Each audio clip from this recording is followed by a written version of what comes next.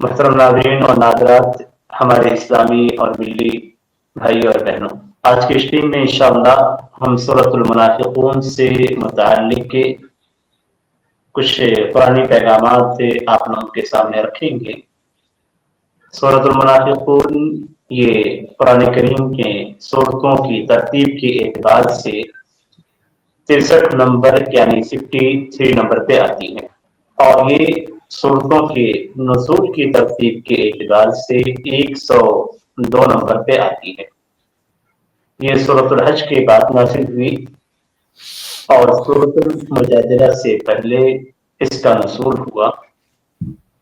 اور اس کے تعلق سے جو صحیح اور راجح موقف ہے وہ یہ کہ غزوہ بنی المصطلق کے تعلق سے یہ سورہ نازل ہوئی اور سورۃ الاحزاب سے پہلے اس کا نزول ہوا۔ سنن ترمذی میں محمد بن کعب القرظی سے مروی ہے کہ یہ سورہ غزوہ تبوک کے تعلق سے نازل ہوئی ہے۔ اسی طریقے سے سنن ترمذی میں سفیان رحمہ اللہ سے مروی ہے کہ یہ بنی المصطلق کے غزوے سے متعلق نازل ہوئی، اور غزوہ بنی المصطلق یہ سن 5 ہجری میں تھی، جبکہ غزوہ تبوک سن 9 ہجری میں ہے۔ اسی لیے اہل مغازی کا، سیرت کے نگاروں کا اختلاف بھی ہے، لیکن اکثر سیرت نگاروں نے اور ابن العربی ابن کثیر رحمہ اللہ نے اس بات کو راجح قرار دیا ہے کہ یہ سورہ بنی المصطلق کے تعلق غزوے کے تعلق سے نازل ہوئی ہے۔ اس سورے کو سورۃ المنافقون کے نام سے جانا جاتا ہے۔ اس سورے کا نام سنت کی کتابوں میں، احادیث کی کتابوں میں، تفسیر کی کتابوں میں سورۃ المنافقین کے نام سے اسے جانا جاتا ہے۔ اس سلسلے میں امام ترمذی رحمہ اللہ نے حضرت زید بن ارقم رضی اللہ تعالیٰ عنہ سے نقل کیا ہے کہ فلما اصبحنا قرأ رسول اللہ صلی اللہ علیہ وسلم سورۃ المنافقین، کہ جب ہم نے صبح کی تو اللہ کے رسول صلی اللہ علیہ وسلم نے سورۃ المنافقین کی تلاوت کی۔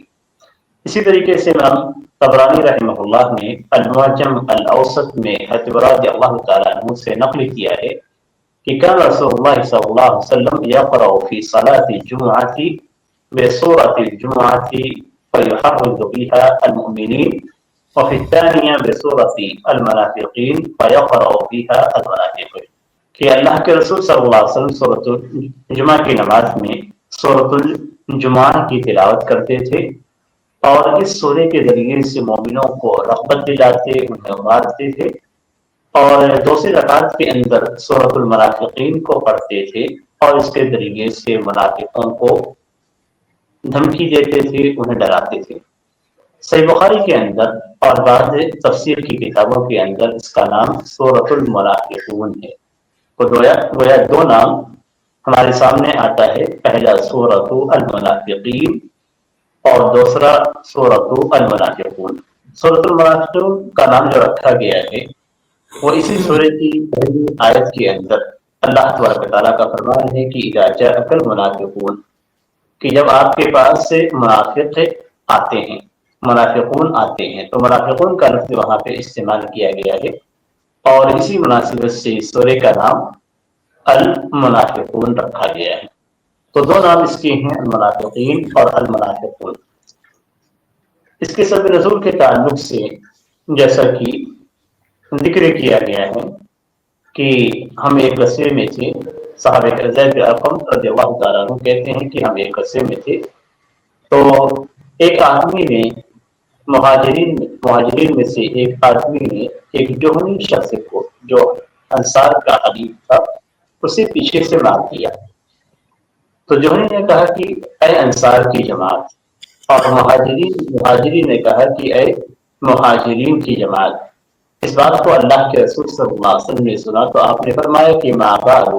دعوت جاہلیہ، کیا بات ہے کہ جاہلیت کے نعرے لگائے جا رہے ہیں؟ تو لوگوں نے کہا کہ مہاجرین کے ایک آدمی نے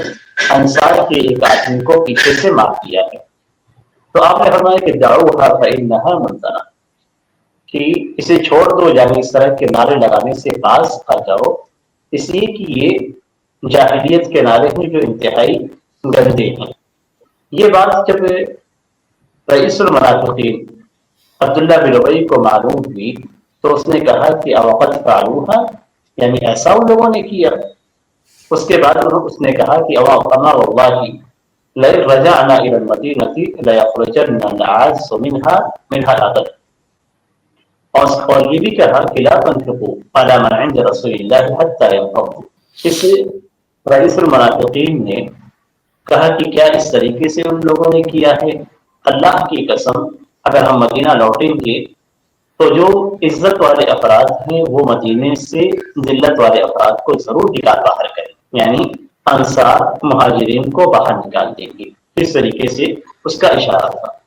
اور اس نے دوسری بات جو کہی وہ یہ کہ لا تنفقوا علی من عند رسول اللہ، کہ اللہ کے رسول صلی اللہ علیہ وسلم کے پاس جو موجود ہیں، یعنی مہاجرین جو آپ کے ارد گرد ہیں، ان پہ خرچ مت کرو، حتی ينفضوا، وہ خود بخود بھٹک جائیں گے، نکل جائیں گے اور چھوڑ دیں گے، یعنی وہ لوگ اللہ کے رسول صلی اللہ علیہ وسلم کو چھوڑ کر نکل جائیں گے۔ تو یہ واقعہ تھا۔ اس واقعے کو حضرت زید بن ارقم رضی اللہ تعالیٰ عنہ کہتے ہیں کہ میں نے سنا تو میں نے اپنے چچا کو اس کے تعلق سے خبر دی، اور انہوں نے اللہ کے نبی صلی اللہ علیہ وسلم سے اس بات کا ذکر کیا۔ پھر اللہ کے رسول صلی اللہ علیہ وسلم نے مجھ کو بلایا تو میں نے اللہ کے رسول صلی اللہ علیہ وسلم کے سامنے جو بات تھی اس بات کو رکھا۔ پھر اللہ کے رسول صلی اللہ علیہ وسلم نے عبداللہ بن ابی اور ان کے ساتھیوں کے پاس سے پیغام بھیجا، اور انہوں نے قسم کھائی کہ انہوں نے ایسی باتیں نہیں کہی ہے۔ تو اللہ کے رسول صلی اللہ علیہ وسلم نے مجھے جھٹلا دیا اور ان کی تصدیق کی، تو مجھے بڑا غم لاحق ہوا۔ تو میرے چچا نے کہا کہ اللہ کے رسول صلی اللہ علیہ وسلم تمہیں جھٹلانا نہیں چاہتے تھے۔ جب صبح ہوئی تو صبح ہونے کے بعد اللہ کے رسول صلی اللہ علیہ وسلم نے سورۃ المنافقین کی تلاوت کی اور مجھ سے کہا کہ ان اللہ قد صدق، کہ اللہ تعالیٰ نے تمہاری تصدیق کی ہے، یعنی جو تم نے بات کہی تھی وہ بات سے صحیح تھی، اللہ نے تصدیق کی ہے۔ انہوں نے قسم کھائی، اسی اللہ کے رسول صلی اللہ علیہ وسلم نے ان کی باتوں کو قبول کیا۔ اور یہی اللہ کے رسول صلی اللہ علیہ وسلم کا طریقہ بھی تھا کہ اللہ کے رسول صلی اللہ علیہ وسلم جب تک وحی نازل نہیں ہوتی اور آپ اپنے اجتہاد سے فیصلہ کرتے تھے تو شریعت کے اصولوں کی روشنی میں فیصلہ کرتے تھے۔ یعنی یہاں پہ ایک شخص نے دعویٰ کیا، یہ دعویٰ تھا، دعوے کی دلیل موجود نہیں تھی، تو سامنے والے سے قسم لی جاتی تھی، اور یہی شریعت کا اصول بھی ہے۔ تو آپ صلی اللہ علیہ وسلم نے قسم لی، اور اس سے معلوم ہوتا ہے کہ اللہ کے رسول صلی اللہ علیہ وسلم بشر ہیں، اور اس لیے اللہ کے رسول صلی اللہ علیہ وسلم نے بہت ساری احادیث میں اپنے آپ کو بشر قرار دیا ہے۔ تو جو چیز معلوم ہوتی ہے وہ یہ کہ جب تک اللہ تبارک و تعالیٰ کی جانب سے وحی نہیں آتی اس وقت تک لوگوں کے دلوں کی حقیقت کو اللہ کے رسول صلی اللہ علیہ وسلم نہیں جانتے تھے، اور جب وحی آتی تھی تو اس کے بعد وحی کے ذریعے سے منافقین کے اندرونی جو ان کے خفیہ پلان ہوتے تھے اور جو ان کے جھوٹ ہوتا تھا اس جھوٹ کو لوگوں کے سامنے رکھ دیا جاتا تھا۔ اس سورے کے اندر مختلف قسم کے پیغامات ہیں، جن میں سے پہلا پیغام یا پہلی بات جو اس سورے کے اندر ذکر کی گئی ہے وہ یہ کہ منافقین کو ان کے ایمان کے دعوے میں جھٹلایا گیا۔ یعنی وہ یہ کہتے تھے کہ ہم دعویٰ کرتے ہیں کہ آپ اللہ کے رسول ہیں، ہم گواہی دیتے ہیں کہ آپ اللہ کے رسول ہیں، تو اس میں ان کو جھٹلایا گیا اور یہ بتلایا گیا کہ حقیقی معنوں میں کافر ہیں اور اللہ کے راستے سے روکنے والے ہیں۔ اور یہ بھی بیان کیا گیا کہ یہ لوگ ایمان لائے پھر کفر کیا، اور کفر کرنے کے بعد اپنے کفر پہ ابھی تک اڑے ہوئے ہیں۔ اس طریقے سے اللہ تعالیٰ نے ان کے دلوں پہ مہر لگا دی ہے اور ان کے دلوں کو حق کو قبول کرنے سے بند کر دیا ہے۔ اس سورے کے اندر منافقین کی دوسری نشانی بیان کی گئی ہے کہ منافقین کا ظاہر ان کے باطن کے خلاف ہوتا ہے، یعنی ان کی اندرونی جو چیزیں ہوتی ہیں وہ ظاہری عمل کے خلاف ہوتی ہیں۔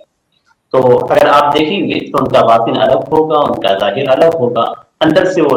اسلام کے خلاف ہیں، اوپر سے اسلام کے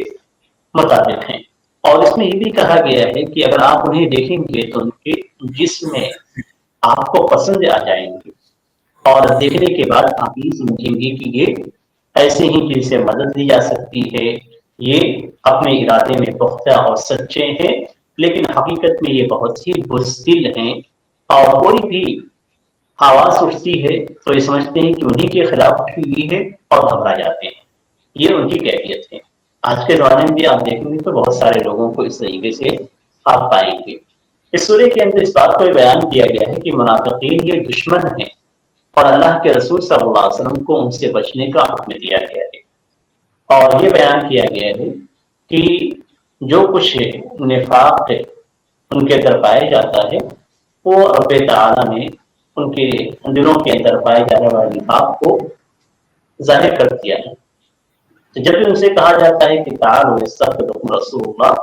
لہو رؤوسہم، کہ ان کا معاملہ یہ ہوتا ہے کہ جب ان سے کہا جاتا ہے کہ آؤ اللہ کے رسول آپ کے لیے مغفرت کر دیں گے، مغفرت طلب کر دیں گے، تو وہ اپنے گردنوں کو موڑ لیتے ہیں، اپنے سروں کو موڑ لیتے ہیں۔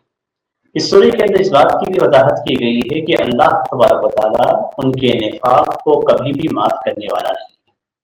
چاہے اللہ کے رسول خود ان کے لیے اللہ سے مغفرت طلب کرے یا مغفرت نہ طلب کرے، دونوں معاملہ بالکل ایک جیسا ہے۔ مغفرت طلب کرتے ہیں تب بھی ان کو معافی نہیں ملے گی، اور اگر مغفرت طلب نہیں کی جاتی ہے، ان کے لیے مغفرت اللہ تعالیٰ سے طلب نہیں کرتے ہیں، تب بھی ان کے لیے کوئی معافی نہیں ہے۔ اس سورے کو ختم کیا گیا ہے کہ مومنوں کو منع کیا گیا ہے کہ ان کی اموال، ان کی اولاد انہیں اللہ تعالیٰ کے ذکر سے دور نہ کر دے، اور یہ بہت اہم پیغام ہے کہ مال و اولاد کی وجہ سے ہم اللہ کے ذکر سے دور نہ ہو جائیں، اور مومنوں کو ابھارا گیا ہے، ان کو ترغیب دلائی گئی ہے کہ وہ اللہ کے راستے میں خرچ کریں جو کچھ اللہ تعالیٰ نے ان کو دیا ہے، اور خرچ کرنے میں دیر سے کام نہ لے، فوری طور پہ خرچ کریں اس سے پہلے کہ ان کی موت کا وقت آ جائے تو عمل نہ کرنے کی وجہ سے ان کو تو یہ اس سورے کے مختلف پیغامات ہیں۔ اس کے اندر بہت ساری چیزوں سے، خاص طور پہ منافقین کی صفات کو ذکر کیا گیا ہے، ان کے اعمال سے کو بتلایا گیا ہے، ان کی عادتوں کا ذکر کیا گیا ہے، اور ان سے ہر طریقہ ہمیں بچنے کا حکم دیا گیا ہے، انہیں دشمن قرار دیا گیا ہے۔ اور مومنوں کو جس بات کی ترغیب دلائی گئی ہے وہ یہ کہ اللہ کے راہ میں خرچ کرتے رہیں، اور ہمیشہ اپنے آل و اولاد کے تعلق سے ایک درمیانہ راستہ اختیار کریں جس میں شریعت کی پامالی بھی نہ ہو، اور شریعت کے احکامات پہ عمل کرتے رہیں۔ اللہ تعالیٰ سے دعا ہے کہ اللہ تعالیٰ ہمیں حقیقی دشمنوں کو پہچاننے کی توفیق دے، اور اسی طریقے سے ہمیں نیک اعمال کی ادائیگی کرنے کی توفیق عطا فرمائے۔